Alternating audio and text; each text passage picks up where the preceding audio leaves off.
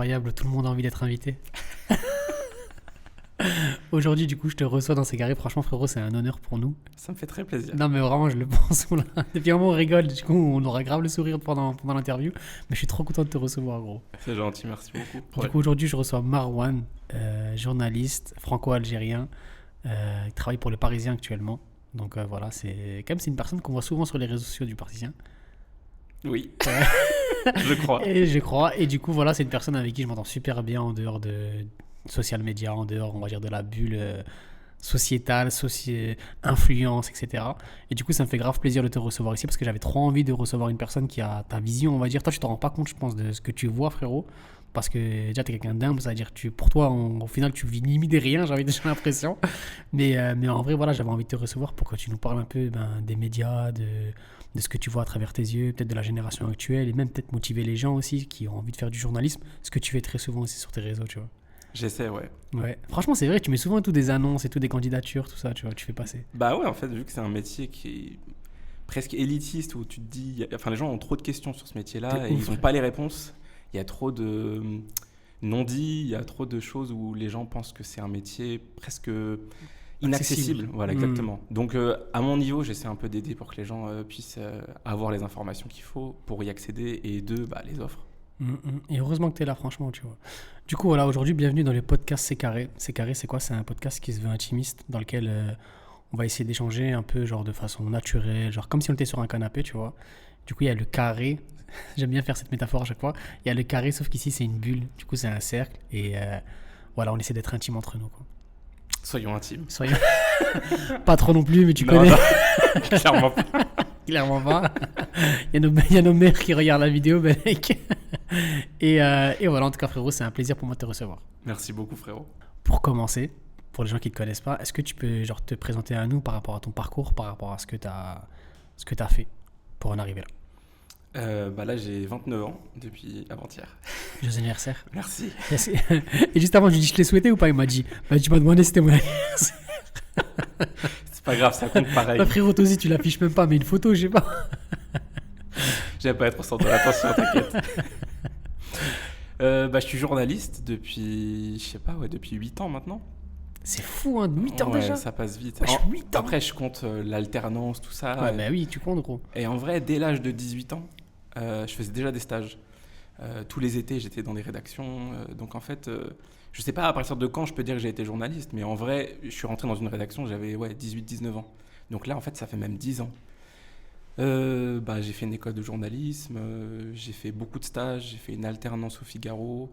Et puis après, j'ai commencé à enchaîner les contrats et là, ça fait bientôt 3 ans que je suis au Parisien. Donc bac ES. Ouais, exactement. Important de le dire quand même. En plus, c'est vrai, ça va un peu avec le journalisme, tu vois, sociologique, un peu. En fait, je sais que je veux faire journaliste depuis l'âge de 11 ans. Ah ouais, quand même. Hein. Je faisais le journal du collège et tout. T'as interviewé tes parents et tout. Non, sérieux, tu faisais carrément ça? J'ai jamais interviewé mes parents, mais ce serait stylé. C'est très classe, gros. Un scout. En revanche, je voulais interviewer mes grands-mères, mais je l'ai toujours pas fait. Genre, c'est un projet que j'ai. Sérieux? Oh punaise, j'aimerais trop voir ça, gros. Bah, moi aussi. En plus, généralement, elles ont des punchlines de fou. C'est sûr. C'est sûr. Iconique. Et du coup, ça veut dire, genre, t'étais délégué et tout ça et tout. Genre, t'avais cette vocation un peu à prendre la parole pour les autres? Prendre la parole pour les autres, non. Mais j'aime bien qu'il n'y ait pas d'intermédiaire entre moi et l'information. En fait, ce que je kiffe, c'est quand je vois les gens qui disent « Non, je savais pas ». Et je me dis « Ah, c'est bon, j'ai fait mon travail ». En fait, tu veux juste leur montrer que tu sais mieux qu'eux, quoi. Pas que je sais mieux qu'eux. Il est en train de me tailler, ça y est. Il m'a jeté des fleurs il y a quelques secondes et ça y est. Il est obligé, frère. Non, c'est juste d'avoir informer les gens, et puis j'aime bien donner la parole aussi. C'est important, frérot. En vrai, derrière, c'est quand même de l'instruction. Tu vois ce que je veux dire? Et ça, frère, c'est... Bon, de toute façon, ça apprend. On en reviendra après, tu vois. Mais genre, les médias, ça contrôle l'esprit, frère, tu vois. Donc, au final, c'est un métier trop important, gros. Potentiellement, ouais. C'est un métier de fou, frérot, le journalisme. Hein. Frère, c'est la boussole de notre société, gros. Après, je sais pas. En fait, je préfère pas me dire ça parce que... Ça te fait peur? Ouais, ça me ferait trop peur d'avoir ce poids sur les épaules. Après, je me dis, il y a tellement de médias, tellement de voix, tellement aujourd'hui, puis les réseaux sociaux. Je veux dire que je pense que c'est différent aujourd'hui en 2023 quand tu informes. J'ai pas l'impression de de changer les esprits des gens, quoi, tu vois. Je suis d'accord et pas d'accord dans le sens où c'est vrai que maintenant avec l'essor des réseaux, genre en mode on est tous des journalistes frérot, parce que on partage une information, voilà, tout le monde la connaît, tu vois ce que je veux dire? On a tous, on va dire, un public, etc. Mais pour autant, tu as des gens qui ont vraiment cette profession de journaliste.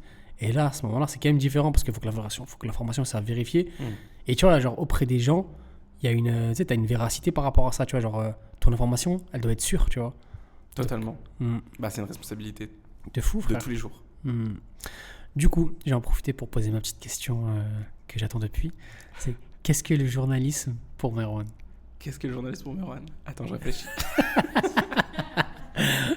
Là, question piège de fou. Elle fout le seum cette question. Hein. Bah, va sur Google, qu'est-ce que tu me racontes? Tu sais, j'attends trop que tu me sortes une citation et tout, tu vois. Pour moi, le journalisme, en fait, c'est juste le fait de pouvoir informer les gens de manière la plus objective possible, en tout cas la plus honnête.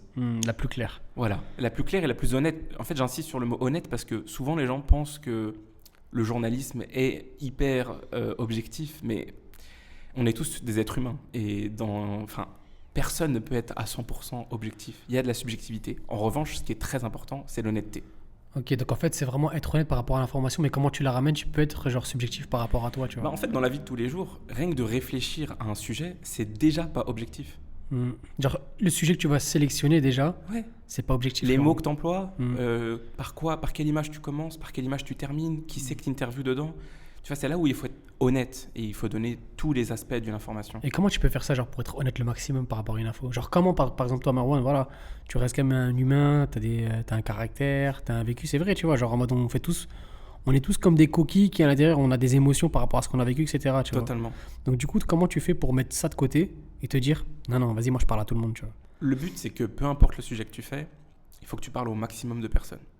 Donc, que tu emploies des mots simples et que tout le monde puisse comprendre ce que tu racontes.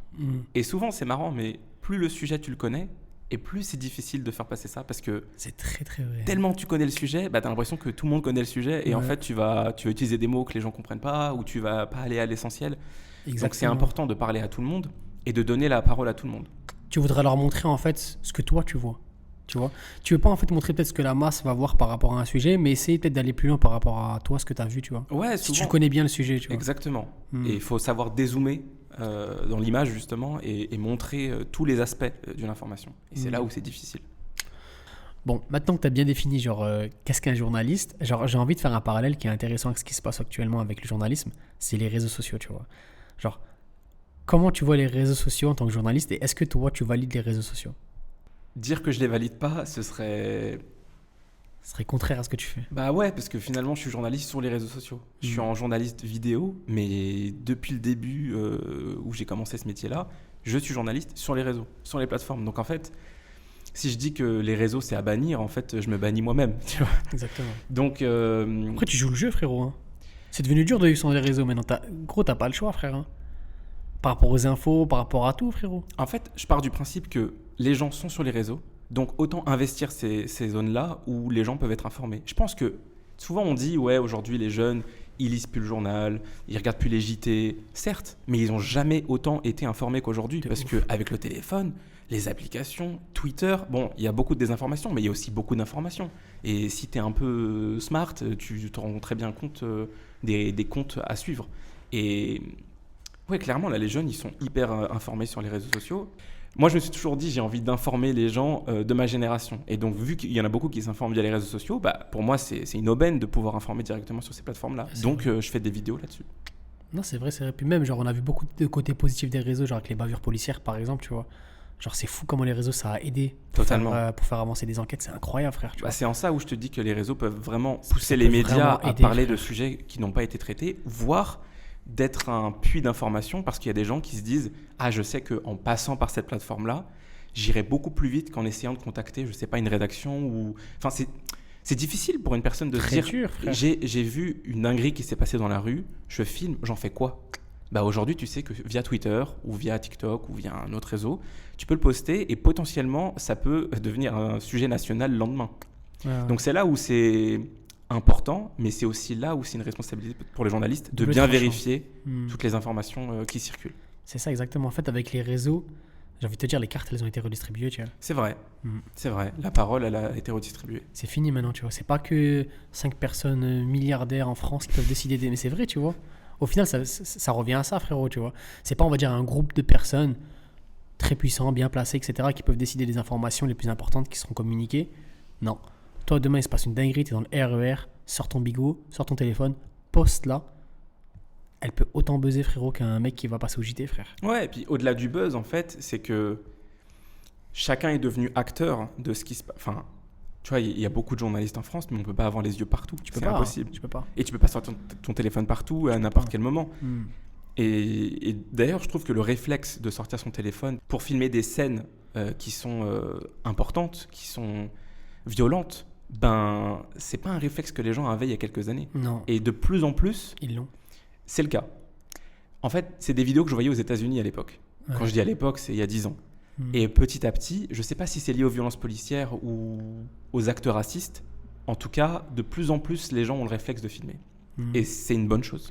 Ouais, c'est ça. Les gens sont éduqués à ça maintenant, tu vois. Ils sont éduqués à sortir leur téléphone et à prendre la parole, j'ai l'impression, tu vois. Ça se laisse moins faire, mais c'est là aussi où c'est dangereux. Par exemple, enfin, moi, ce que je pense, tu vois, j'ai l'impression. Après, peut-être, encore une fois, c'est pour ça, à chaque fois que je dis ça, même à mon père, à la fois, je dis, ouais, papa, j'ai l'impression qu'on vit dans un monde où il y a de plus en plus des haineux.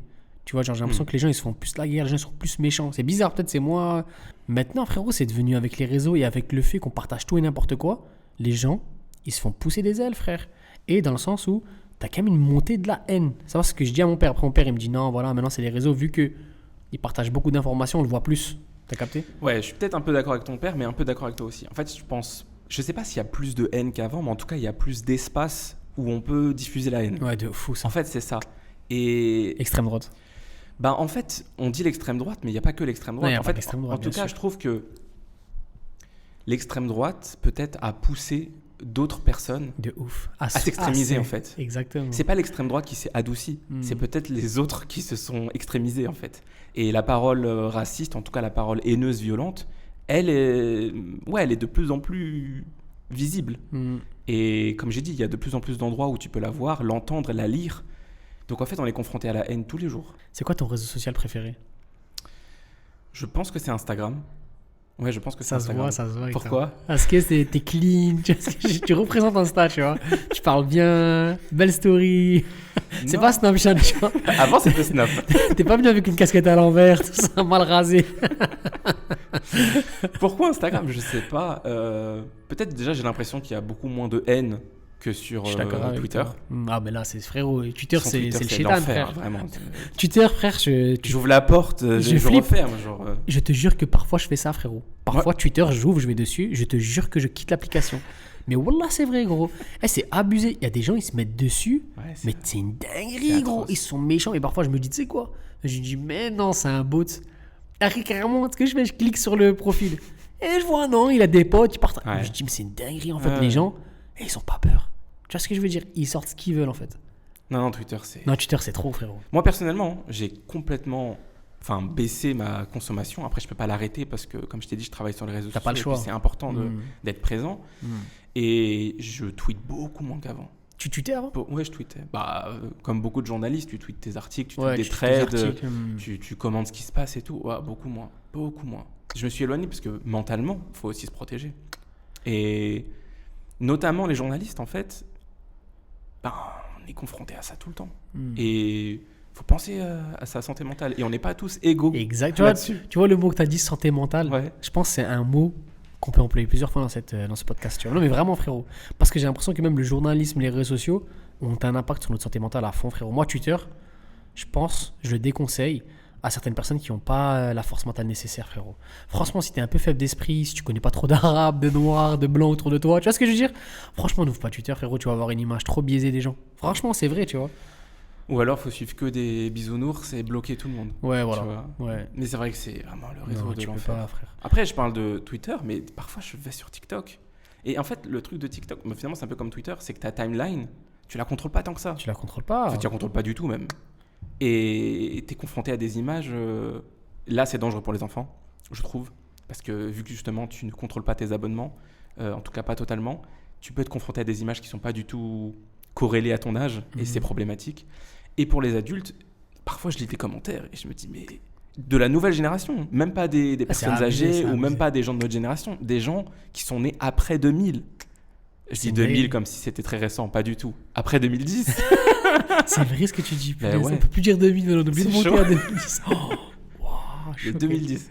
Non, je vois des trucs où je vois que les gens sont pas bienveillants. C'est Ils sont vraiment le pas terme. bienveillants, frérot. Et encore, toi, t'es gentil, machin là. Genre, tu fais très attention à ce que tu dis parce que tu veux pas blesser, tu veux pas être fort dans tes propos, tu vois. Je te connais. J'essaie. Mais t'as raison, faut être comme ça, tu vois. C'est vrai que quand tu investis les réseaux sociaux dans ta vie de manière continue, j'ai l'impression que ça crée beaucoup de gens névrosés. Gros, je me reçois des messages de fou, frère.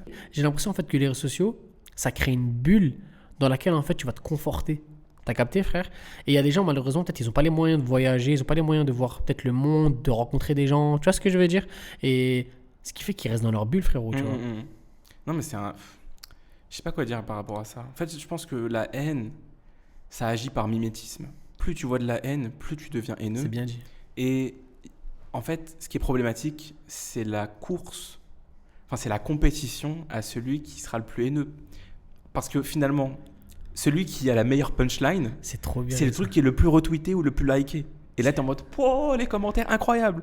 C'est Genre, fou, hein. où il y a des gens qui disent Popcorn, je suis dans les commentaires exprès juste pour les voir se batailler. Euh, Parce qu'en fait, c'est devenu un ring C'est devenu un ring.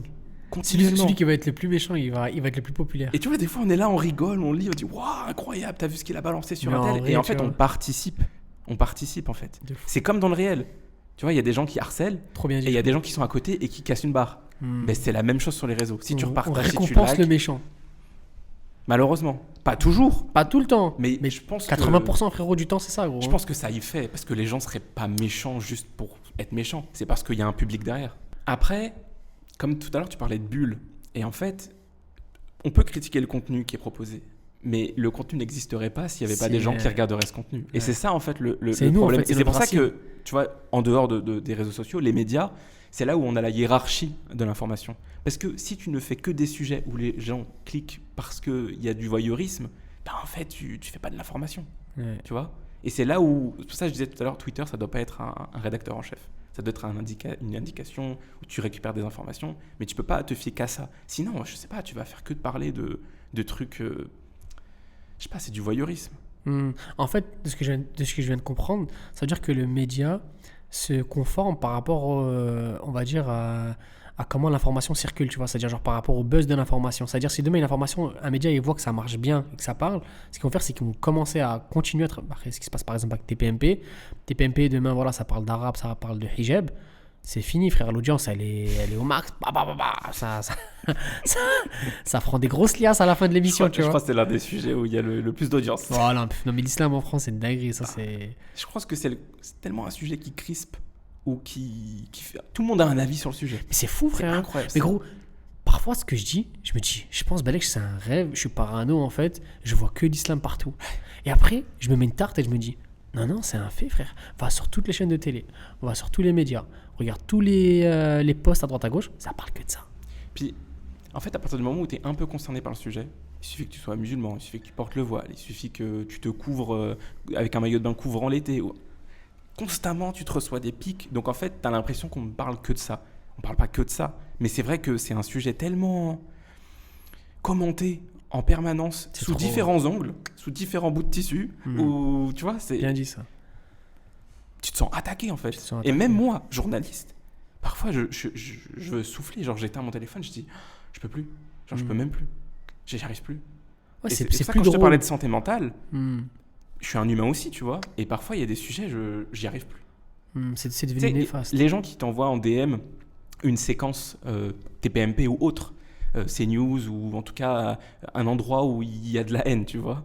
Et ben, souvent, je dis désolé, je ne vais même pas ouvrir parce que je sais que ça va avoir des dégâts sur mon cerveau T'as sur raison. plusieurs jours, tu T'as vois. raison, Et, frérot. Faut se protéger. Voilà, faut se protéger. Hmm. Tu vois, pendant longtemps, je pouvais regarder et encaisser, mais en fait, j'ai un ulcère, frère. Mais oui. J'ai 29 ans, j'ai un ulcère. Mais non. Tu vois, tu peux pas. Ça a des conséquences sur. Mais oui, frère. Ça a des Sur la conséquences santé, sur vos frère. cerveaux, sur votre corps et même sur vos À interactions l'échelle sociales avec mais les ouais, gens. c'est fou, Émile, frère. Mais j'ai plein de potes qui sont des ulcères, gros. Et même moi, frérot. En J'ai gros, la raison de stresser. non, mais frérot, mais moi, je suis le gars qui se moquait. Je suis désolé par rapport à ce que je vais dire, mais il y a 5 ans, je me moquais un peu des gens qui étaient en dépression, qui me sortaient des. Non, je suis pas bien, je peux pas. Frérot, je suis tombé un peu dans une maladie un peu. Tu vois ce que je veux dire, mentale. Mais vraiment, frère, bon, ça a duré le temps que ça a duré. Mais j'étais pas bien, frère. Tu vois, et je me suis rendu compte à quel point vraiment l'information autour de moi, c'était trop important, frère. Tu vois. Bon, on a chacun des trucs qui nous touchent plus ou moins, tu vois. Mais vraiment, la santé mentale, les gens ne s'en rendent pas compte à quel point c'est important. C'est une dinguerie. Ça va conditionner toute ta vie, frère. Je pense que c'est un luxe aujourd'hui d'être bien dans sa tête. C'est une dinguerie, frère. Merci, frérot, pour cette phrase. C'est un luxe de fou, frère. Non, mais vraiment. Alors, comment. Il y a un truc que je me pose souvent, tu vois. Genre, j'avais lu un article sur les médias alternatifs. Tu vois, ça veut dire, genre, les médias qui proposent. Bon, en général, ils sont beaucoup moins cotés que les médias traditionnels, tu vois. Genre, Le Parisien, Libé. Etc., etc. Tu vois, genre voilà, les médias qu'on connaît tous, tu vois, les gros médias, on va dire, tu vois. Et comment maintenant, à l'heure actuelle, tu arrives à trier l'information, frère? Genre toi, par exemple, en tant que journaliste, comment tu fais pour voir qu'une information est réelle ou elle est fausse? Bah, déjà, je vais me référer aux médias les plus connus. Ah ouais, carrément, tu vas regarder les médias, parce que Bah, ça veut rien dire, évidemment. non? En fait, tous les journalistes, ils regardent la presse aussi. Ouais, mais ça veut rien dire, frérot. Bah, déjà, on sait qu'il y a un gage de qualité parce que Il y a un petit contrôle. entre un tweet d'une personne qui dit j'ai vu ça, Ouais, logique. et souvent, ça, tu vois, je vais te donner une anecdote. Quand j'ai commencé au tout début, j'étais stagiaire. Et je me souviens, j'étais étudiant encore, et je faisais des stages, et j'essayais de m'insérer un peu dans le métier. Et je disais aux gens, ouais, si vous avez des scoops et tout, n'hésitez pas à me contacter. Comme ça, moi, après, j'appelle les rédacteurs en chef, et voilà, je reste en contact avec eux, et jusqu'au jour où il y a une opportunité, bah, ils sauront me rappeler. Et puis, il y a une dame un jour qui m'appelle, avec qui j'avais travaillé dans une piscine, rien à voir. Je travaillais tous les week-ends. Travailler dans une piscine, c'est une information de fou. Qu'est-ce que tu faisais dans une piscine? Bah, faut bien payer ses études. Donc moi, je travaillais tous les week-ends. Et je travaillais dans une piscine, justement. Et... Torse nu vers loin, comme ça. J'étais à Ça l'accueil. jetait des bouées. J'arrive. Je vendais des chaussettes. Et il y a une dame, justement, qui travaillait pour vendre des crêpes. Elle est trop chou, ton entreprise. Ça vendait des crêpes. Toi, t'étais à la caisse, tu vendais des chaussettes. Et à côté, elle était pionne dans un collège. Et un jour, elle m'appelle, elle me dit, Merwan, j'ai un scoop pour toi. Je dis, ah ouais, dis-moi. Elle me dit, il y a un tigre qui s'est échappé à Montévrain, à côté de Disney. Je dis, quoi, c'est un truc de fou. Tout de suite, réflexe, je tape sur Google, tigre échappé, rien. Je me dis, waouh, c'est mon exclu. Et j'ai 19 ans à ce moment-là. Et tout de suite, ce que je fais, je dis, ouais, est-ce que tu peux me donner plus d'informations? Oui, il y a un cirque à côté du collège, le tigre s'est échappé, il faut que tu en parles, il faut que tu fasses un article et tout. J'appelle un rédacteur en chef et je lui dis, oui, il y a un tigre qui s'est échappé, il faut envoyer un reporter et tout. Ils envoient tout le monde. Ils commencent à écrire un article, il y a une dame qui témoigne, qui dit, il y a un tigre qui s'est échappé, je l'ai vu, elle prend une photo, il y a une grosse ombre qui ressemble à un félin. Et gros, 2 heures après, tous les médias avaient repris l'information. Le truc était sur l'AFP, le truc était sur France 24. En Australie, c'était partout. Non, et moi, j'étais en mode, waouh, incroyable. Non, ma petite info qui partait d'un appel, elle est partie loin. Oh, à ce point? À ce point. Mais attends. Ne me dis pas, elle était fausse. Bah oui. Une semaine après, je me souviens toujours du push. Je sais plus quel média et je reçois le tigre échappé était en fait un gros chat. Jure. Je t'assure. Et je pouvais retrouver l'information encore sur internet. Mais t'as buzzé quand même. Pour des mauvaises raisons. De ouf. Mais tu vois, pour te dire que une personne qui me dit j'ai vu ça, Ça et peut être- c'est peut pas être une faux. information. Il faut la vérifier. Qu'est-ce qu'on aurait dû faire en premier quand c'est un truc comme ça? La première chose que j'aurais dû faire, sur c'est place. appeler le cirque. Il me dit le cirque un de ces tigres s'est échappé. J'appelle le cirque ou je vais voir le cirque pour voir s'il y a vraiment un. Le cirque, ils avaient pas perdu de tigre. Donc déjà de base, il y avait un problème ici, tu vois. Mais plus c'est gros, plus ça passe, frérot. C'est une dinguerie, hein. J'ai l'impression parfois, plus c'est gros, plus les gens vont dire ah non, non, c'est réel. Mais tu le vois rien que quand les gens parlent, tu vois, je luttais contre les fake news, mais par exemple, il y a une fake news qui me rendait fou. C'est les gens qui disaient ouais, regarde, à tel rond-point, il y a une camionnette blanche qui kidnappe des enfants et qui prend des organes et qui les revend et tout, et c'est les Roms et machin. Et moi, je lis ça, je dis mais ils abusent les gens, ils abusent. On va vérifier. On enquête, on vérifie, il n'y a rien n'est vrai. Mais les gens sont tellement persuadés qu'ils peuvent te persuader en te disant mais si, je t'assure, je l'ai vu de mes yeux. Et en fait, ah bon, tu l'as vu de tes yeux? Non, en fait, c'est pas moi, j'ai vu de mes yeux, c'est ma sœur. Ok, bah, donne-moi le contact de ta sœur. Non, mais je t'assure, gros, c'est sûr et certain, tu veux pas me croire, tu devrais me croire et tout. Et en fait, les gens sont tellement persuadés d'une information qui, si t'es si tu fais pas ton travail de journaliste, tu peux te dire ah ok, je vais reprendre ces paroles telles quelles. Et c'est là où le métier il est important, c'est qu'après tu vas parler à la sœur. Non, en fait la sœur c'est son beau-frère, le beau-frère c'est le cousin. Ouais. Et en fait, Elle t'envoie tu au vois charbon. exactement. En fait, elle mêle nulle part surtout. Et c'est pas une information. C'est pour ça que je te dis, évidemment que tous les journalistes, on regarde ce que font les autres médias. Parce qu'on n'a pas des idées tous les jours. Et puis, je sais pas, il y a un média qui peut sortir une information et toi, tu lis cette information. Ah, c'est intéressant. D'ailleurs, je me pose une autre question par rapport à ça. Et du coup, tu fais un autre sujet sur un autre angle. C'est comme ça qu'on appelle en journalisme. C'est un autre angle de vue. Enfin, pas de vue, mais c'est un autre angle. J'ai capté. C'est une autre manière d'en parler, quoi. De parler de ça. Une autre question. Donc en fait, il faut vraiment écouter les autres, faut écouter les gens autour de soi. Faut pas rester dans sa bulle, vraiment. C'est un métier où justement, tu es vraiment censé écouter les gens. Et c'est là où tu as plein d'idées de sujets. Mais moi, je pense, frérot, je te cache pas, hein, après, moi, c'est mon point de vue, mais je pense que les journalistes comme toi, c'est devenu trop rare, frère. Mais non. Si, gros. Mais non. Si, frère. C'est tous devenus, mais gros, c'est tous devenus des stars.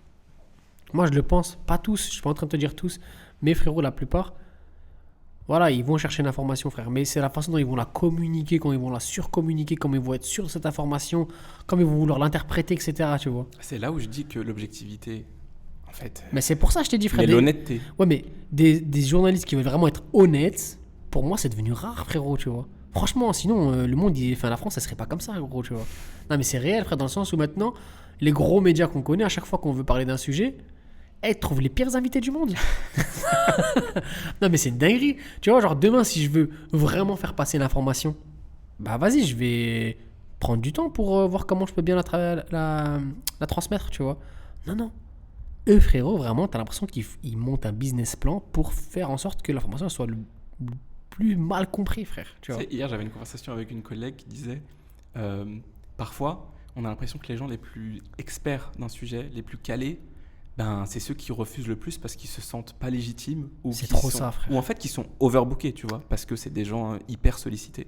Et de l'autre côté, t'as toujours une personne qui est la moins experte et qui est là, tout le temps là. Ouais, je suis prêt. Dans 10 minutes, je suis dispo, j'arrive. J'ai tout à dire, je connais tout. Et c'est là la difficulté entre les agendas des experts et les médias qui doivent tout le temps traiter, surtout je parle pour des chaînes d'infos en continu, où tu dois faire en continu de l'information et faire vite. Et c'est le faire vite qui est compliqué aujourd'hui avec l'expertise d'un sujet. Non, mais ça, c'est exactement ça, frérot. Tu vois, surtout que souvent, malheureusement, en fait, ils choisissent les pires personnes pour nous représenter par rapport à des causes, tu vois. C'est vrai qu'on peut dire qu'il y a des sujets où, quand tu es concerné et que tu vois la personne qui est invitée en tant qu'experte, tu te dis, mais c'est un avis tellement marginal. C'est trop. Que la personne ne représente pas du tout la voix la plus commune. Personne. Et tu te dis, mais en fait, il y a un souci de déséquilibre dans le sujet parce que du coup, la personne, elle va avoir son avis. Son avis est son avis, il est ce qu'il est. Mais tu te dis, en fait, ça n'a rien à voir avec ce que la masse pense et qui est représenté finalement par le biais de cette personne. Et ça, j'avoue, c'est compliqué. Et c'est le but d'un programmateur d'émission. Je ne sais pas comment ça se passe, mais c'est à cette personne de faire le taf. Moi, je pense que c'est là où tu vois que les médias ils sont déconnectés. En fait, c'est soit ils sont déconnectés, soit ils sont très bien connectés, mais ils font exprès en fait de monter tout ça, tu vois. Je sais pas, j'ai pas la réponse, mais moi j'ai pas la réponse. C'est soit l'un soit l'autre. C'est soit l'un soit l'autre, tu vois. Après, de toute façon, voilà, tu vois de plus en plus ça sur. C'est pour ça que souvent certaines personnes refusent les médias, tu vois. Genre, t'as plein de stars, t'as plein de personnes qui n'osent absolument pas s'exprimer sur certains médias parce qu'ils veulent pas être mélangés, frérot. Mais tu vas même pas jusqu'aux stars. Là, ce matin, je suis en train de parler par SMS avec un conducteur de RER. Je voulais faire son portrait en vidéo. Et il arrêtait pas, il était hyper défiant. Et je comprends la défiance envers les médias. De fou, frérot, franchement, ça fait flipper. Quand j'étais en école de journalisme, j'avais un prof qui disait toujours oui, le journaliste, c'est le métier le plus détesté en France. Mais il faut pas qu'entre nous, vrai, ça, hein. Il faut pas qu'entre nous on se tire dans les pattes. Genre, il faut arrêter de critiquer les journalistes. Et en fait, à 20 ans, je me disais ok, il a raison, et je prends en compte son avis. Et aujourd'hui, pas du tout. C'est mal vu d'être journaliste. Non, oui, bien sûr, c'est mal vu d'être journaliste. C'est mal vu, hein. Bien sûr que c'est mal vu. Mais c'est une dinguerie. Je pense que c'est pas mais je pense que c'est pas une bonne chose de dire non, on se tire pas dans les pattes. Je veux pas tirer dans les pattes, mais si moi, de mon point de vue, genre entre journalistes, vous tirez dans les pattes. En fait, en gros, il dit le métier est détesté en France, mais en plus entre vous les journalistes, vous tirez dans les pattes. Et il disait il faut pas faire ça. Et pendant longtemps, je disais je critique pas les autres, mais en fait, si tu critiques pas la manière de travailler de certaines personnes, tu fais rien. Comment tu veux que les personnes te fassent confiance derrière? En fait, frère, la phrase elle est incroyable ce que tu viens de dire. Non, mais vraiment, c'est une phrase de fou parce que ça veut dire que derrière, tu es obligé de prendre position. C'est-à-dire, en fait, tu pars du principe que si tu ne prends pas position, ben Je cautionne. voilà. Est-ce que tu es sincère? Bah, c'est ça la problématique. Mm. Tu vois, par exemple, là, il y a une semaine, je faisais un reportage dans une école à Gennevilliers et il manquait 3 profs de CE2 et donc il y avait une centaine d'enfants qui n'avaient pas de prof. Je vais là-bas, c'est les parents qui bloquent l'accès aux classes. Donc moi, j'y vais en me disant, bah, les mineurs, je ne peux pas les filmer, les profs, ils ne peuvent pas parler parce que c'est l'éducation nationale, s'il n'y a pas d'autorisation. Donc il faut que j'interviewe les parents d'élèves. Et il y a plein de parents d'élèves qui ne voulaient pas parler. Et j'étais en mode bloqué. Je me dis, je ne peux pas faire mon métier d'information parce que les gens ne veulent pas parler. Je fais quoi? Je me filme moi. Ils ont peur maintenant, les gens de parler. Ils avaient peur. Et j'ai dû négocier pendant plusieurs minutes, tu vois. Et tu comprends pourquoi Mais les gens ont bien peur? sûr que je comprends. Et c'est la première chose que je leur dis. Je dis, je comprends totalement. Je comprends tout à fait. Mais je ne peux pas dire aux gens, sur le moment, sur le terrain, regardez ce que je fais sur Internet et peut-être que vous aurez confiance. Genre, vous inquiétez pas, je suis pas un méchant. Ben oui, mais surtout, tout le monde dit ça. Donc comment tu veux être cru? Et puis surtout, quand tu vois les méthodes de certains journalistes et tu vois les DM en plus derrière, parce que maintenant tout fuite sur Twitter. En fait, donc ils saccagent le c'est une bonne métier. chose. Bien sûr qu'il y a des gens qui saccagent le métier, c'est affreux. Et tu vois des gens qui disent non, mais je veux bien parler de votre cause, nanani, nanana. Les gens, ils se sentent en confiance, ils parlent. Derrière, ils se font démonter dans le reportage. Donc c'est difficile, tu vois, d'arriver derrière et de faire ton métier sereinement. Et sans faire de la caméra cachée et tout. J'ai pas envie d'être dans ces trucs de... Je déteste ça, frérot. Au final, la conclusion, c'est quoi? C'est qu'il faut dire aux gens, excuse-moi, c'est qu'il faut dire aux gens, vous avez peur, c'est normal, je comprends, mais parlez. Parce qu'au final, frérot, si tu parles pas, d'autres vont le faire à votre place et ils vont mal le faire. Tu vois ce que je veux dire? Donc au final, si vous laissez les méchants, entre guillemets, gagner, non, il faut que la balance, faut que, entre guillemets, faut qu'on porte nos cojones et qu'on parle, tu vois. Non, mais c'est toute la difficulté. Et puis, parfois, tu leur dis ça, ils vont prendre la parole, mais derrière, tu sais pas ce que va être le commentaire du journaliste entre deux interviews. Ouais. Et c'est là où c'est malsain. Et c'est là aussi pour ça que je te dis, l'objectivité, c'est impossible, tu vois. Ouais. Ah, c'est mais fou, il faut être frère. honnête, tu vois, il faut raconter ce qui se passe. Mais bon, Après, les détraqués, mieux. tu les vois, frérot. Hein. oui. Les journalistes détraqués, tu les cibles rapidement. Gros. De toute façon, mais tu les sauf vois que- sur Twitter, tu les vois d'extrême Ouais. droite. Tu vas me les. Bon, après, c'est vrai, ils sont en cachette un peu, mais ils sont vite grillés en vrai. Tu vois. En fait, vu que c'est très visible et que les gens ont l'habitude de se faire taper dessus dans les médias, bah, et après, la défiance des médias, elle date depuis longtemps. Hmm. Ça date pas d'aujourd'hui, ça fait très longtemps. Mais de plus en plus.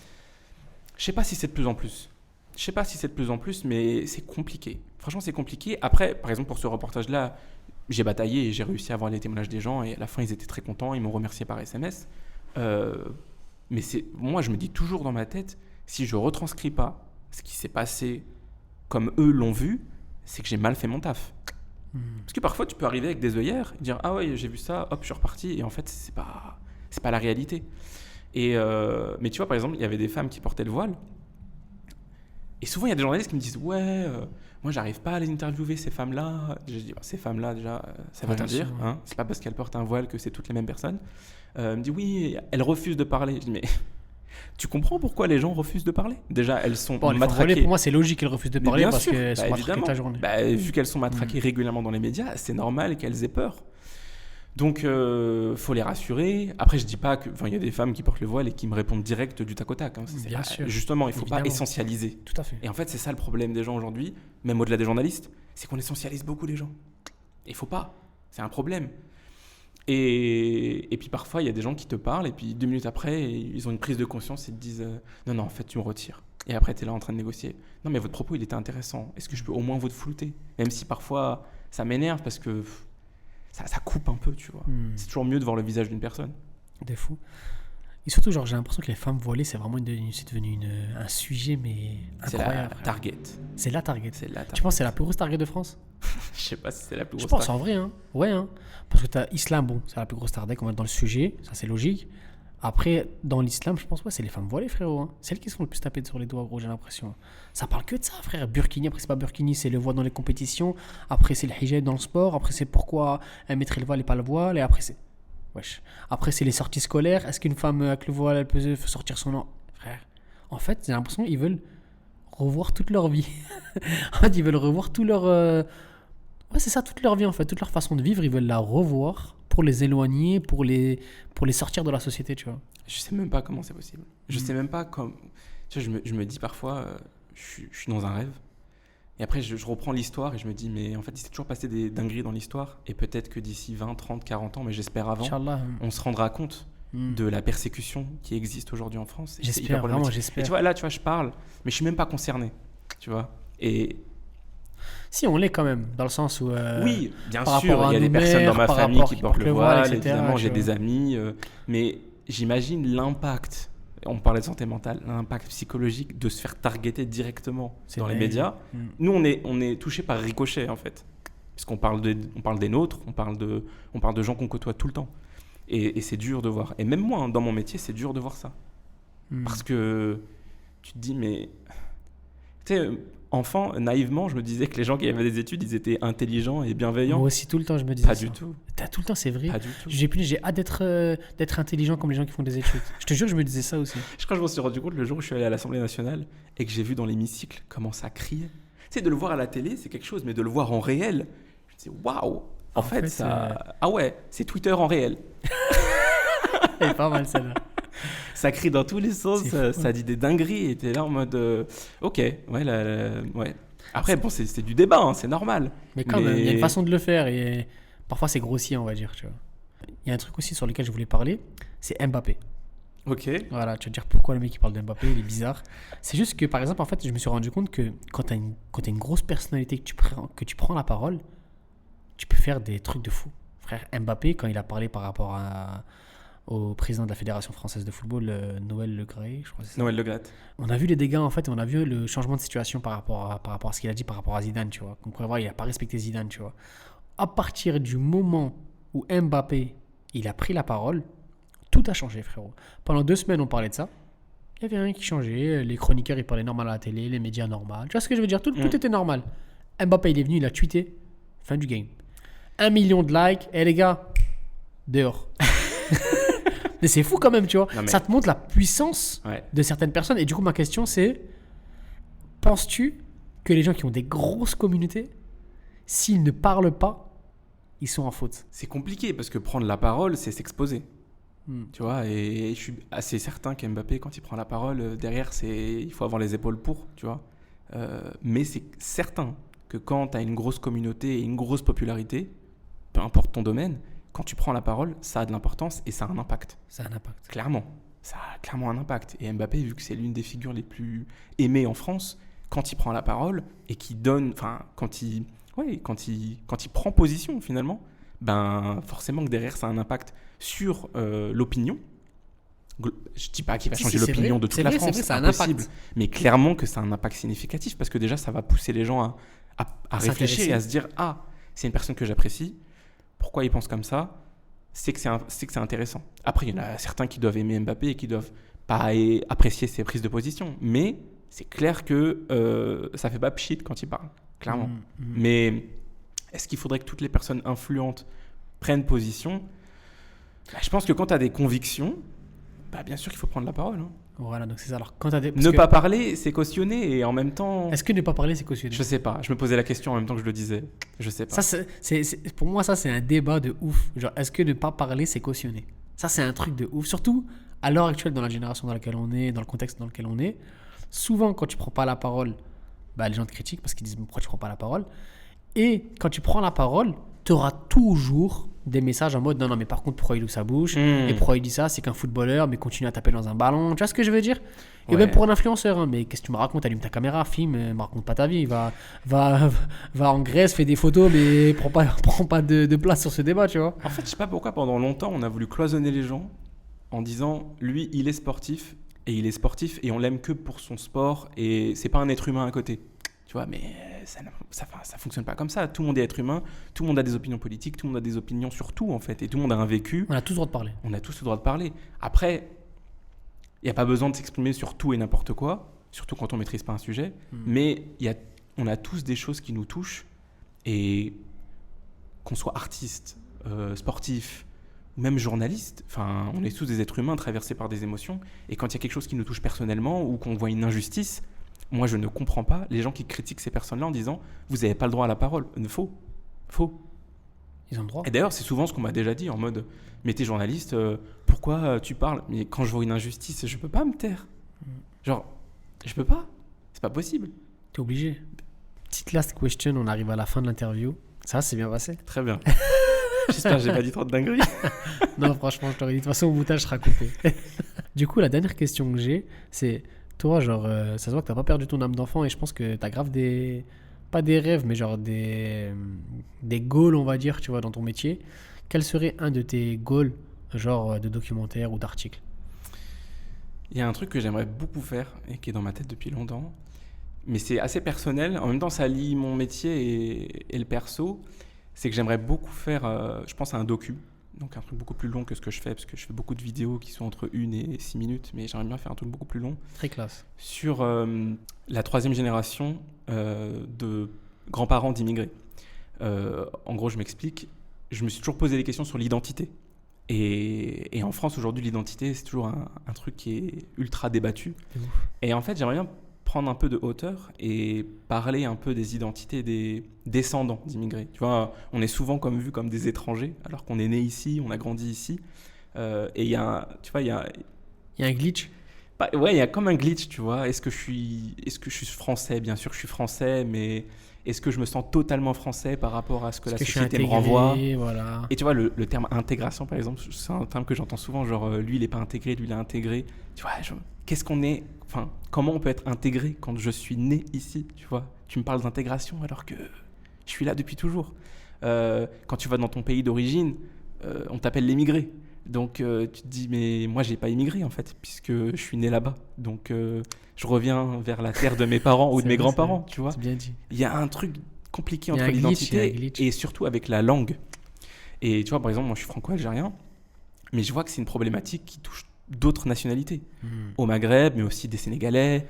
En Afrique, partout. Même en Asie. dans les territoires ultramarins, avec le créole. Et en fait, le rapport à la langue, je trouve que c'est un rapport hyper complexe et hyper intéressant. Tu vois, moi, l'un de mes goals dans ma vie, c'est de maîtriser la langue de mes grands-parents ou de mes parents tout court. Enfin, non, parce que ma mère est née en France. Et tu vois, il y a un rapport à l'identité lié à la langue qui m'intéresse énormément et j'aimerais beaucoup interviewer des jeunes avec leurs parents ou leurs grands-parents et leur rapport à la langue et leur identité. Voilà, c'est vraiment un truc. C'est beau, franchement, c'est trop beau, frère. Franchement, et par exemple, il y a un documentaire que j'avais beaucoup aimé, un film documentaire de Lina Swalem. Ça s'appelait L'heure Algérie. Et franchement, je vous conseille de le regarder. L'heure Algérie, voilà. Et il est super beau, le documentaire, le film. Je suis parti le voir avec mes parents. Impossible de pas pleurer. Alors qu'il le truc n'est pas fait pour faire pleurer, mais en fait, ça réveille tellement de choses. Ça te rappelle trop de trucs, frère, par rapport à ce qu'ils t'ont raconté. Ça réveille tellement de choses par rapport à soi et à son identité que, ouais, franchement, je le conseille. Et j'aimerais beaucoup travailler sur un truc comme ça. C'est tellement beau, frérot, et ça me touche tellement dans le sens où moi, je me sens trop touché par ce sujet-là, tu vois. Vraiment. Dans le sens où, genre, moi, pareil, mon père, gros, il a une histoire de fou, frère. Il est né en 1951, tu vois. Il a connu la guerre d'Algérie. Il a connu l'Algérie française. Il est arrivé ici, frère. Voilà, il s'est senti, voilà, il s'est senti toujours algérien, mais il s'est senti français aussi, tu vois, dans le sens où il a tout fait, tu vois, pour être bien ici, tu vois, pour être kiffé par les gens, tu vois. Il respecte de fou la France, tu vois. La façon dont il me raconte les choses, frérot, sa jeunesse et tout, franchement, c'est tellement émotif, gros. Bien sûr. Quand il te met juste une musique et qu'il te rappelle le cadre de cette musique, tu te dis, mais comment tu fais pour être là et, tu vois, te lever chaque matin et te dire que tout est normal. Tu vois, franchement, c'est un truc fou. Donc, comme t'as dit, frérot, moi, je serais des premiers à regarder ce documentaire. Et je te le souhaite, franchement, fais-le, frérot. Parce que ça peut grave nous apporter beaucoup de choses. Et surtout que la troisième génération, pour moi, c'est celle qui a le plus de choses à nous apprendre. On est même à la 4e, t'imagines? On est déjà à la 4e et franchement, ça brise le cœur, frère. Parce que j'ai peur que le jour où elle va disparaître, tout va disparaître avec elle, tu vois. Tu vois, par exemple, tout à l'heure, je te disais, j'aimerais beaucoup interviewer mes grands-mères. Et tu vois, c'est aussi pour ce truc de mémoire, tu vois. Mais oui, frère. J'ai perdu mon grand-père l'année dernière, et tu vois, je me disais, j'aurais dû lui poser des questions. Il est parti avec un bout de l'histoire, ouais. et c'est un truc que tu peux pas rattraper. Et c'est aussi pour ça que je parlais du documentaire L'heure Algérie, parce que du coup, elle interviewe en fait, ses grands-parents. Et je trouve ça tellement fort, parce qu'on a tellement à apprendre de nos grands-parents. Et souvent, ils ont vécu tellement de traumas dans leur vie, parce qu'ils ont eu une vie pas facile. Et ils parlent pas parfois. Et ils parlent pas. Et ça, je l'ai retrouvé dans plein de communautés. Tu vois, je parlais avec des amis cambodgiens, je parlais avec des amis sénégalais, je parlais avec des amis maliens. Et en fait, on a tellement à apprendre de nos grands-parents ou de nos parents. Parce que moi, dans mon cas, ceux qui ont immigré, c'est mes grands-parents. Et c'est aussi pour ça, je pense, que je maîtrise pas la langue d'origine de mes Bien grands-parents, sûr. c'est aussi parce que mes parents ont grandi en France dès le plus jeune âge, et donc du coup leur LV1, c'est le français. Mais oui. Parce que parfois des amis ne comprennent pas parce que leurs parents ont immigré, et donc du coup ils maîtrisent parfaitement la langue, alors que moi C'est une chance, franchement, je c'est une struggle, chance. tu vois. Hmm. Mais c'est gros, il y a tellement de trucs à dire par rapport à ça, frère. Je peux parler 2 heures. Ouais. Première chose à dire par rapport à ça, c'est que déjà, gros, bah, les gens qui parlent arabe, franchement, ils ont de la chance, gros. Dans le sens, franchement, si vous avez des parents qui sont issus comme tu as dit, de la première génération, profitez-en pour parler, parce que c'est une richesse de fou malade, frère. Par rapport à trop de choses, tu vois, par rapport à ta religion, par rapport à la connaissance des écrits, par rapport à l'histoire, tu vois ce que je veux dire? C'est une vraie culture, c'est une vraie richesse. Donc profitez de ça, tu vois, genre, Totalement. c'est un truc de fou. C'est lié à l'identité en fait. C'est l'identité, frérot, c'est la base de l'identité. Moi personnellement, je pense que je serai jamais complètement franco-algérien tant que je maîtriserai pas la langue arabe. Ouais. C'est bizarre, hein, mais mon identité pour moi elle est complètement corrélée à la langue. Et je sais qu'il y en a plein qui me disent mais non, t'es pas diminué parce que tu parles pas, parce que tu la maîtrises pas complètement. Tu comprendras pas tout. Genre, Évidemment. Ce sera, bien évidemment, tu seras franco-algérien parce que tu l'es par rapport à la culture, par rapport aux valeurs que tes parents t'ont transmis. Mais dans la complète, tu vois, c'est Bien sûr. Dans ce qui est complet, on va dire, tu vois. Bah, évidemment. Mais une personne demain qui parle français depuis un autre pays, elle parlera pas C'est parfaitement comme nous parce qu'il y a Bah, plein de références il y a des rêves dans la qu'elle langue comprendra pas. qui sont liées à ce qui se passe dans le pays. Mais un conseil aux parents qui parlent une langue d'origine, hein, transmettez-la si vous pouvez la transmettre parce que c'est tellement une richesse. Et moi, par exemple, à l'âge, à l'adolescence, tu vois, je me suis rebellé contre mes parents et je leur en voulais de ne pas m'avoir transmis la langue. Et c'est qu'à l'âge adulte où j'ai commencé à comprendre qu'en fait, Et ils parlent tes parents arabes? mes parents parlent arabe. Mais à Mais la ils ont maison, parlé que français mais à à la la maison, maison. ils parlent français, puisque entre eux déjà, leur LV1, c'est le français. Bah en fait, oui. ils parlent arabe quand il y a besoin de parler arabe. Donc en fait, c'est un effort. C'est comme si aujourd'hui, tu vois, par exemple, je parle anglais. Mais est-ce que je vais parler anglais à la maison? Bah non. Mais enfin, tu comprends ce que je veux dire? C'est un effort. Il y a des parents qui font l'effort de parler la langue d'origine parce qu'ils la maîtrisent et qu'ils veulent la transmettre. Mais C'est très important. c'est un effort. L'identité, frérot. Totalement. Oh, c'est une dinguerie, l'identité, c'est ce qui fait ta personne, frère. Bah. Moi, je te cache pas, c'est pour ça aussi que je me suis marié avec Marois. Mais la tête, frère. Tu comptes sur elle pour transmettre la langue? Mais évidemment. Mais évidemment que je compte sur elle, frère. Le jour où j'ai vu elle a parlé arabe devant moi comme de l'eau, mais wallah, elle m'a conquis. Mais elle m'a vraiment conquis, frérot. Arabe littéraire, arabe normal. J'ai dit, mais magnifique. J'ai pas peur. Je sors de la maison, je sais que je vais rentrer, mon fils sera mieux parlé de moi, frère. Tu vois ce que je veux dire? C'est trop important. Et même pour transmettre, frère. Oh, l'identité, frère. Tu es ce que tu es, que tu le veuilles ou non, ta tête, frère, personne va pouvoir te la modifier, frère. Tu vois ce que je veux dire? Tes valeurs, ta culture, c'est à toi. Il n'y a rien de plus humiliant. En vrai. Après, si je parle pour moi. Hein. Mais par exemple, moi, j'ai vécu au Qatar. Je suis allé plusieurs fois dans des pays arabes en vacances ou en visite. Et il n'y a rien de pire qu'une personne arabe qui reconnaît ton faciès, enfin arabe, maghrébin, qui reconnaît ton faciès mal à l'aise. et qui te parle en arabe Ouais. et tu lui réponds Sorry, I'm gonna speak English. C'est horrible. C'est horrible. C'est horrible. Et pire, tu vois, par exemple, je vivais au Qatar. Ça me dérangeait pas encore de switcher en anglais quand c'était des Soudanais, des Qataris, des Émiratis. Mais quand il y avait des gens de ta propre communauté, ça maghrébins, Arrête. algériens ou marocains, Et après, il parle français, il dit, oh, d'accord, moi, je d'accord. fuyais. C'est horrible. Je te dis ça, Oh, mais tu parles pas. Ça, ok. T'es né en France. c'est dur. Hein. C'est dur, frère. Franchement, c'est dur. Mais bon, tout s'apprend. Heureusement, c'est une langue. Et en plus, t'as grave des solutions maintenant pour apprendre la langue. Donc, Bah maintenant, aujourd'hui, je suis des cours de Derija algérien. voilà. Tu vois, Et tu vas me les donner parce que, frérot, moi, j'ai cherché des Rija. Algérien, j'ai pas réussi à trouver, frère. il y a l'association Al-Fatis à Paris, à la Goutte d'Or, qui donne des cours. Et franchement, c'est trop bien. Magnifique. Cette information est trop importante, frère.